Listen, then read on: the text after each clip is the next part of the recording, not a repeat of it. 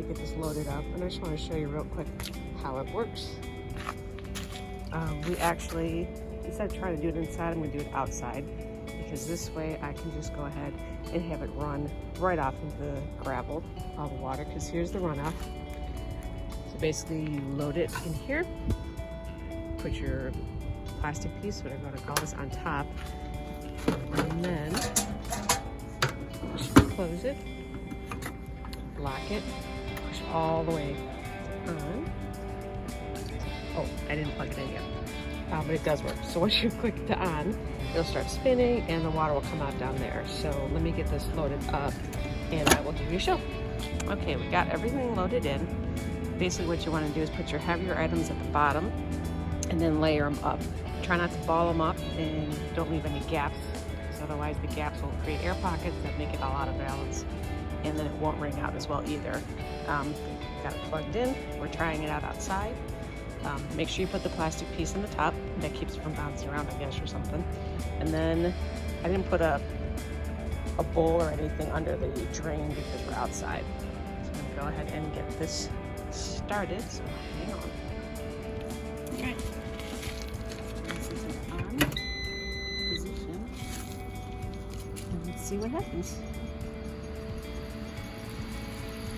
Hopefully it doesn't go too out of balance, but you can see that's a good amount of water down there.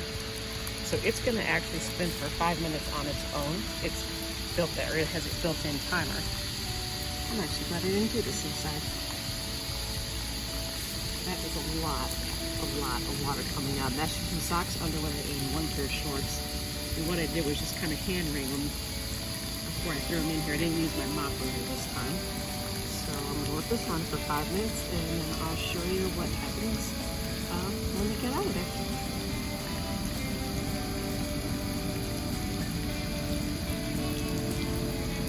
So here's where we are after a couple minutes, maybe 2 or 3 minutes, 2 minutes. It's still coming out pretty good. I'll have to find a way to keep it from splashing. But it's really quiet. It's running really well. I'm kind of happy so far, and we'll see how it goes. But yeah, power, this does take 110.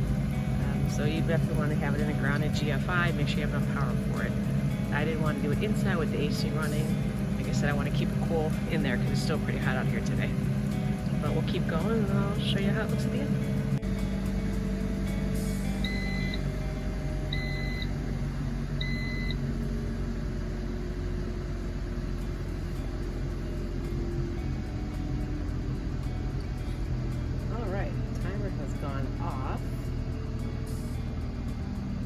Go ahead and turn it off. Give it a chance to stop. I'm going to unplug it because I'm neurotic that way. And they also suggest to, let's open this up and take a look. Holy cow. These are like almost dry. I thought I was going to have to run it a second time, but this is crazy. And you guys saw all the water coming out. This is nuts. This is so dry. I highly recommend this for towels as well. I have a couple more to do. 2 more and a hand towel. I don't need to do a second spin on these, I don't think. And I'm going to set them on the rack out here, and hopefully they don't take forever to dry. But this was working out really, really good. I'm really surprised. Alright, I'm gonna have these hang out here for a little while. I tried the second bundle, the second whatever batch of towels, and I'm spinning them a second time, and honestly I'm only getting a couple of drops out, so they really only need one time through. I'm gonna leave them out here.